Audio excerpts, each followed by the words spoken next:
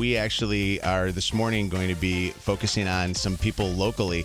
Like yesterday, one local woman who was at Kroger and she was doing her grocery shop and she had all her stuff in her cart, and there was an elderly woman who didn't have anything and was looking for a few things, and literally this woman let her shop out of her cart. I love those which stories. is awesome. Or there's some viral stories that have gone national, like the Oregon woman who was walking into the grocery store, saw an elderly woman who was afraid to go in because she was afraid to expose herself to multiple people, and this woman shopped for her and brought the groceries out to her. There was a woman in Canada who was noticing just how much fear-mongering was on her news channels and her social media when everybody was hoarding toilet paper last week. And she said, can't we do this caremongering? And she kind of tried to coin this phrase and get people to just think about sharing more positive communal acts of kindness instead of just the scary stuff, because we need balance, especially on social media. I love the porch performances.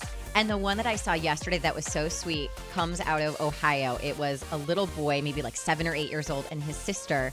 And their elderly neighbor is quarantined in her home. So they went outside with their musical instruments on the porch and did a concert for her so she could watch from her window. And it was so sweet. I asked my daughters if they would do that. They're both musicians. I said, can we go on the porch of an elderly person and maybe you could play outside a senior center? And my one daughter plays snare and the other one, snare drum's loud. And then the piccolo is extremely loud.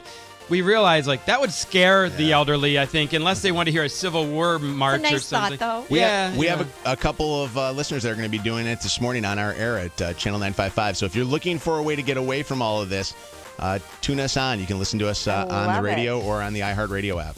And can we just and continue to share those stories too when you find them on social media, because we need that balance in between updates. Yeah. For